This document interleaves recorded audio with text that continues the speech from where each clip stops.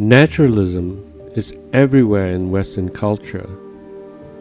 We see it whenever the miracles of Jesus are explained as crowd psychology, often by clergy or professors of religion. We see it whenever a PBS natural program credits nature rather than God for some remarkable wonder like the march of the penguins. We see it when psychologists claim that we lie or cheat because our supposed cave ancestors transmitted lying or cheating genes to us, ignoring that we are fallen beings created in the image of God.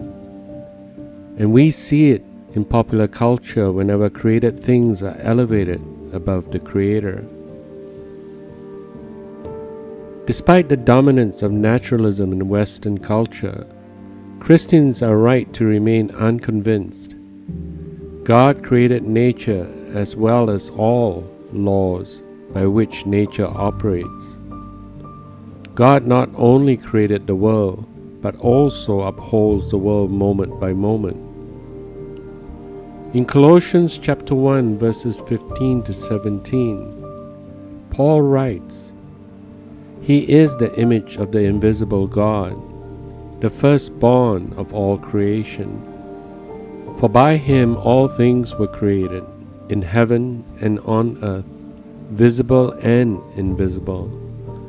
Whether thrones or dominions or rulers or authorities, all things were created through him and for him. And he is above all things, and in him all things hold together." Here Paul makes this clear in this hymn of praise to Jesus Christ, the second person of the Trinity. All the non-Christians I have met seem to tolerate my personal belief in the Creator, as long as it is just a personal opinion, backed by no evidence. As long as believers maintain that God's existence is merely a matter of personal belief or preference, we tend to be left alone. Though not always.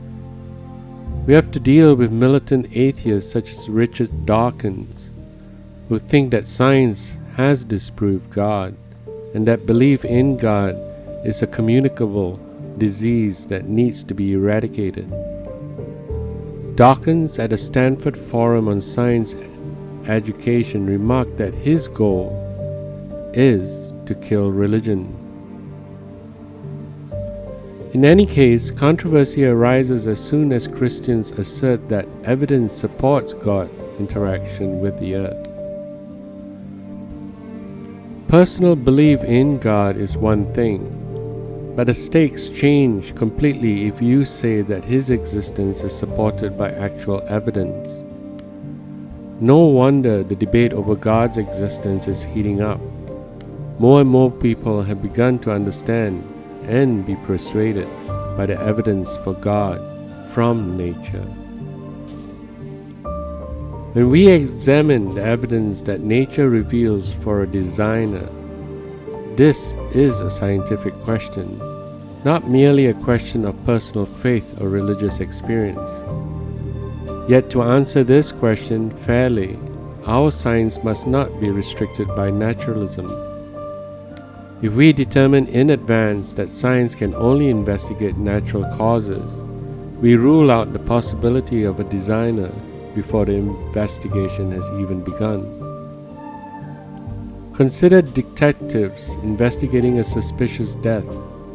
The death could be due to an accident or a heart attack, but it could also be due to foul play. Respectable detectives must be open to both natural causes and intelligent ones, and they must be able to distinguish between the two well enough to satisfy the strict standards of a courtroom. Otherwise, many killers will get off scot-free. Intelligent causes can do things that natural causes cannot, and that is how we detect them. For instance, Natural causes can account for the random arrangements of a Scrabble pieces on a board. But if the letters spell out, "Let's all meet up at Starbucks," we would know that an intelligence arranged them. Just as it is meaningful to a sentence that points beyond itself to an intelligent agent, so too nature, from the smallest cell to the structure of the universe, points to intelligent activity. When we walk across an open field and stumble upon an ordinary rock, we would probably not conclude it was the result of a particular design. The forces of nature, including wind, rain, and the movement of Earth's plates, explain its composition, location, and appearance. But if you found a watch in that same field, the watch's adaptation of means to an end, that is, its ability to tell time, will convince you that it was not simply the result of natural forces, but of design. This, of course, is the famous watchmaker's argument, made popular by William Paley in the 19th century. Though intuitively appealing, design arguments such as Paley's fell into disrepute until recently. Darwin supposedly provided the nail in the coffin for design arguments. Scientist Francis Ayala put it this way: "It was Darwin's greatest accomplishment to show that the complex organization and functionality of human beings can be explained as the result of a natural process, natural selection, without any need to resort to a creator or other external agents." Despite such confident proclamations, a very different story is emerging from the study of nature. Indeed, evidence for design is exploding. Today, design can be rigorously formulated as a scientific theory.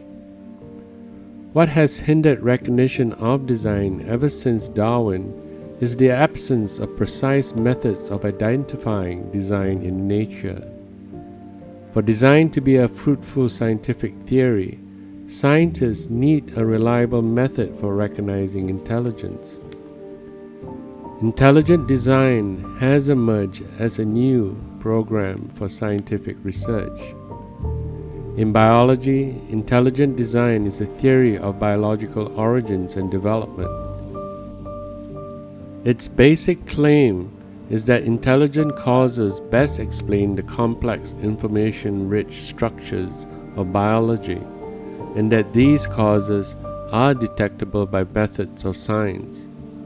In other words, intelligent causation is empirically detectable. Many particular sciences have already developed such methods for recognizing design, including forensic science, cryptography, archaeology, and the search for extraterrestrial intelligence.